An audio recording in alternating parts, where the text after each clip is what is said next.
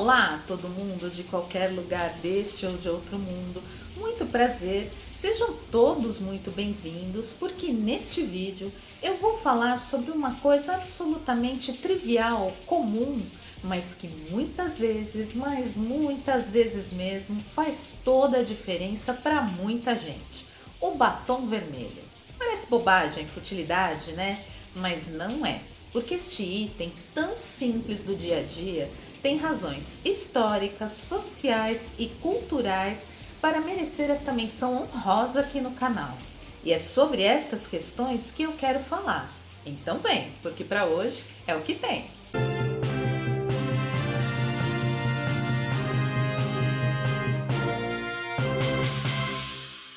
Tem gente que pode achar que falar sobre batom é algo fútil, um assunto pequeno em meio a tantas questões de enorme relevância em dias tão conturbados quanto o que estamos vivendo. Mas aí é que essas pessoas se enganam, porque falar sobre moda e beleza não é apenas um entretenimento interessante ou um investimento inteligente em um mercado de imenso potencial. Também é falar sobre comportamento e tradições culturais.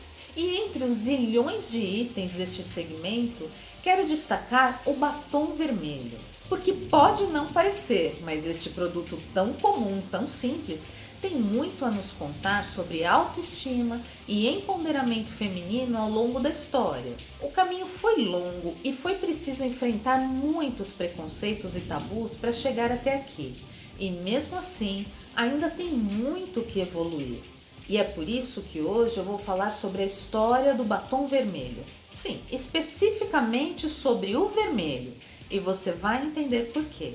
Mas antes, já deixa o seu like neste vídeo, se inscreve no canal para que nosso canal possa crescer e mais gente entrar nessa conversa. Desde a pré-história, o ser humano tem o hábito de pintar o rosto. E naquela época isso era comum para distinguir as tribos. Cada uma delas se pintava de um modo característico, dando identidade própria a cada grupo.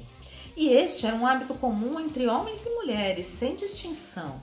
E não era algo necessariamente por vaidade, era mais uma questão de demarcação de grupos sociais. Os materiais utilizados para essas pinturas vinham da natureza e variavam conforme o que havia disponível em cada região, como carvão, cinzas, amoras, algas marinhas, beterraba, cera de abelha, azeite de oliva, pó de arroz, vaselina, iodo, clara de ovo, chifre e gordura de animais, entre tantos outros.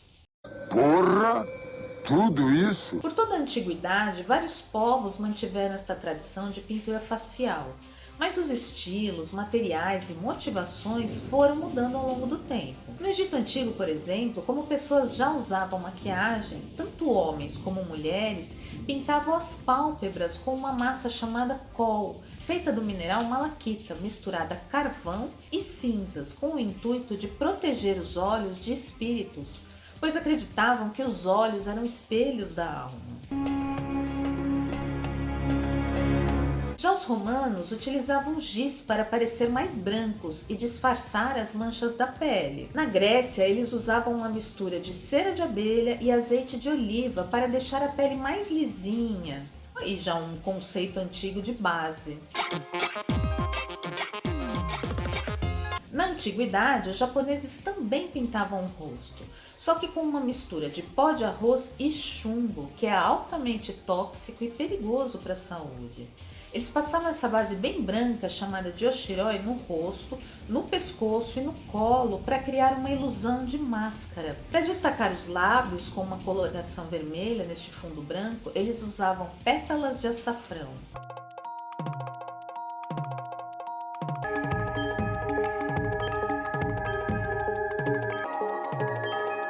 Na Idade Média, um período de trevas da humanidade, as coisas mudaram radicalmente e as pinturas corporais passaram a ser associadas a rituais pagãos, o que era considerado um pecado gravíssimo ou até mesmo uma manifestação do demônio.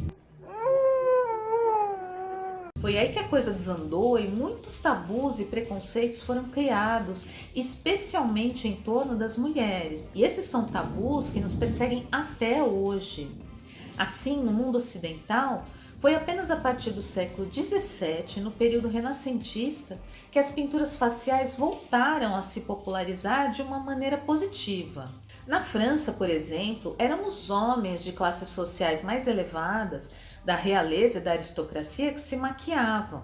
Não eram as mulheres, muito menos os pobres, porque era um símbolo de status e poder. Quanto mais rico e mais nobre, mais enfeitado você deveria parecer. Era uma forma de destacar sua importância e superioridade em relação às demais pessoas. O padrão de beleza para esses homens era composto por perucas brancas volumosas, a pele muito clara, bochechas rosadas e lábios vermelhos.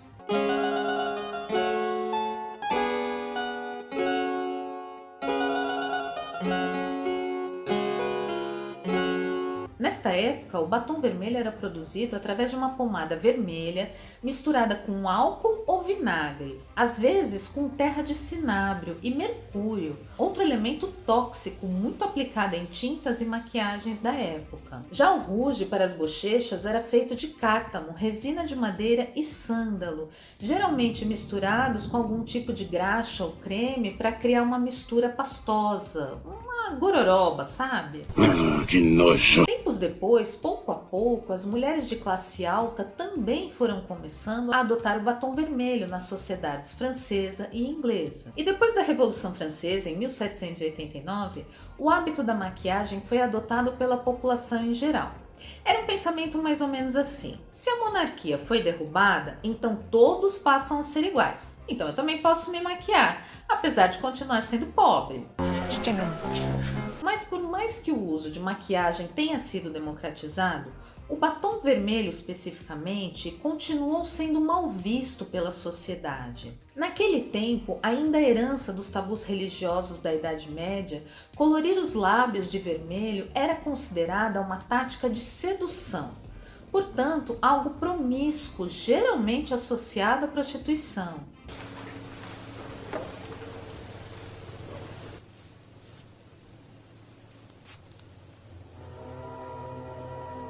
E era por isso que, ao invés de evoluírem, as coisas estavam andando para trás na Inglaterra. A rainha Vitória proibiu o uso de maquiagem pelas mulheres inglesas. Ela não achava que isso era coisa de mulher de bem. Era um pecado, uma indecência. Para a monarca, as mulheres é que eram culpadas de seduzir os homens através dos artifícios da maquiagem. E por esse crime, deveriam ser julgadas por bruxaria. É sério. Era isso que estava escrito no documento desta lei tão absurda. Até um casamento poderia ser anulado caso a mulher utilizasse alguma cor nos lábios. Essa lei só caiu no final da era vitoriana, no final do século XIX.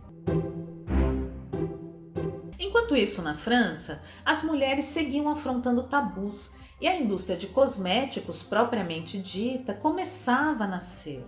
Um grande marco para este mercado foi o lançamento do primeiro batom industrializado em 1880 pela marca parisiense Guerlain, justamente vermelho, a cor do pecado para os puritanos e machistas de plantão.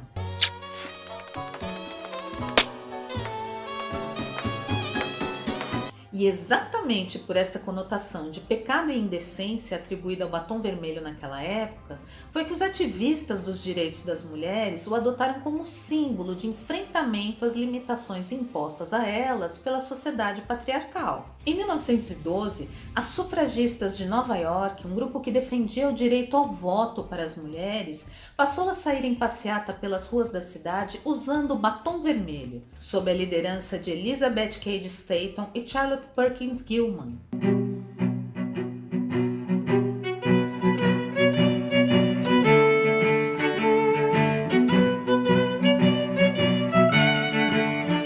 Elizabeth Arden, essa mesma, a fundadora da marca de cosméticos que leva o seu nome, distribuiu 15 mil unidades de bastões vermelhos para as mulheres que participavam destas passeatas. Um afronte, um ato histórico corajoso para a época. A resistência ao batom vermelho começou a diminuir por influência das primeiras divas do cinema nas primeiras décadas do século XX. Nos anos de 1920, os filmes ainda eram em preto e branco, mas as atrizes usavam batom vermelho bem intenso para que os lábios ficassem mais definidos na tela. A atriz Clara Bow, uma das primeiras divas das telonas, ainda dava um toque a mais, pintando os lábios em forma de coração. E as mulheres da época adoravam o seu estilo, que logo virou moda e passou a ser seguido. Olha aí, uma das primeiras blogueirinhas do mundo, hein? Tempos depois, o cinema passou a ser em cores e o batom vermelho se popularizou de vez a partir da década de 1930, tornando-se um ícone de beleza e elegância. No início da década de 1940, o batom vermelho esteve mais em alta do que nunca e as marcas de cosméticos passaram a associar a cor ao desejo de vitória na guerra que assolou o mundo de 1940 a 1945. Nas campanhas publicitárias, ele era reconhecido como o vermelho da vitória.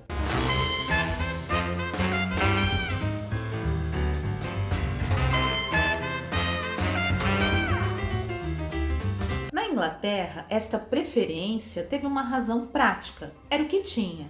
Durante os anos de guerra, um período de grande escassez de matéria-prima, até mesmo de itens básicos, curiosamente o batom vermelho foi o único item de maquiagem que continuou a ser produzido e vendido normalmente no país. Apesar de não ser um item básico para a população, Winston Churchill, o primeiro-ministro da época, liberou a comercialização do batom vermelho por considerar que o produto incentivava a moral pública.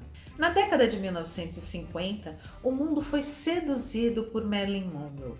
A diva loira, um dos maiores ícones do cinema, se tornou uma das principais referências de moda da época e até hoje. Seu estilo era admirado e copiado, e foi com ela que o batom vermelho se firmou como uma referência de sensualidade em todo o mundo. Dizem até que ela passava 5 camadas do produto para carregar ainda mais no visual.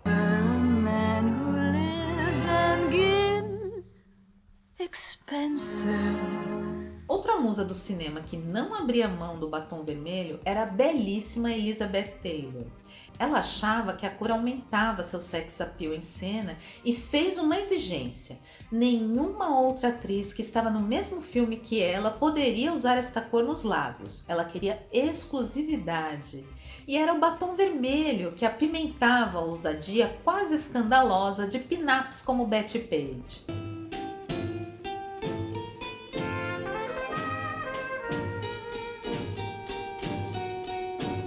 E foi nesta época, em 1952, que a Revlon lançou a campanha Fire and Ice para divulgar batons e esmaltes vermelhos. O anúncio da marca dizia: para você que adora flertar com fogo, que ousa patinar no gelo fino, Revlon Fire and Ice para os lábios e pontas dos dedos combinando. Um tom escarlate exuberante e apaixonado, como diamantes em chamas dançando na lua. Eu achei incrível isso. E até hoje, cerca de 70 anos depois, esta campanha é considerada uma das mais bem-sucedidas do mercado internacional de cosméticos. E isso não é pouca coisa, não. Mas o reinado do batom vermelho nos editoriais de moda foi ameaçado nos anos de 1970, quando o movimento hippie sugeriu uma aparência mais natural, com tons mais leves e maior liberdade dos padrões estéticos pregados pela indústria de beleza. Apesar disso, o tom vermelho ainda estava presente nos lábios, ainda que de maneira mais sutil e brilhante, só para dar aquele ar de saúde.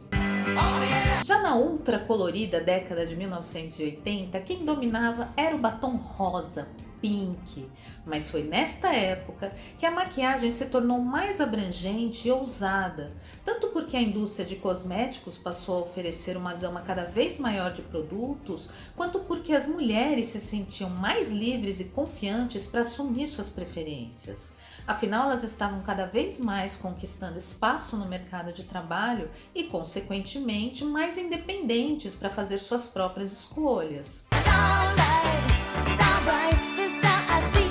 Nos anos 90, o batom vermelho voltou com força à moda, mas em tons mais terrosos, fazendo uma dupla de sucesso com os olhos bem delineados em lápis preto. No início dos anos 2000, essa combinação foi substituída pelo rosa claro, bem claros, com aspecto de boca de queda de pressão. Então, um horror, né?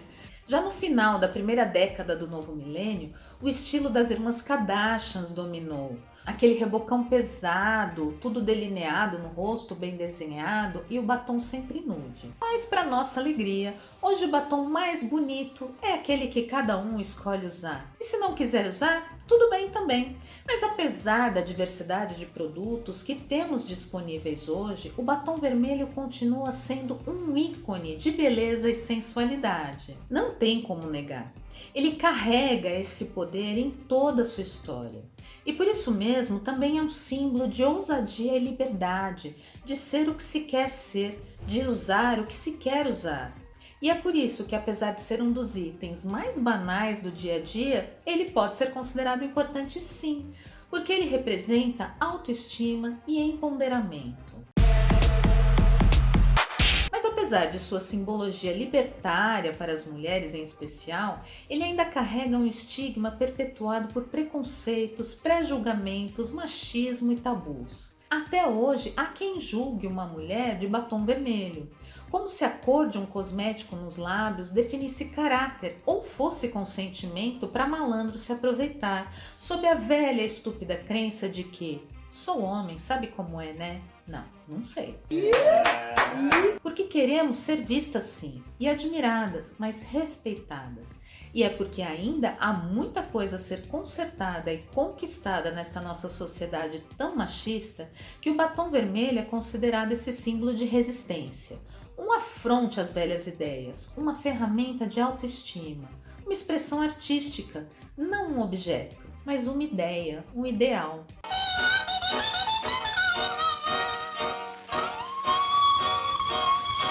E para hoje é o que tem. Coloca o vestido e o batom vermelho, experimenta, se olha no espelho. Sejam todos muito bem-vindos ao nosso canal. Puxa uma cadeira e entra na conversa. Comenta aí o que você acha disso tudo. E me fala se você já tinha parado para pensar no poder de um simples batom vermelho. Aproveita, se inscreve no canal, compartilhe o vídeo se você gostou e ative o sininho para receber as notificações e a gente poder se encontrar mais vezes por aqui. Meu nome é Ana Bernardinelli, eu tô indo, mas eu volto. Beijo, tchau!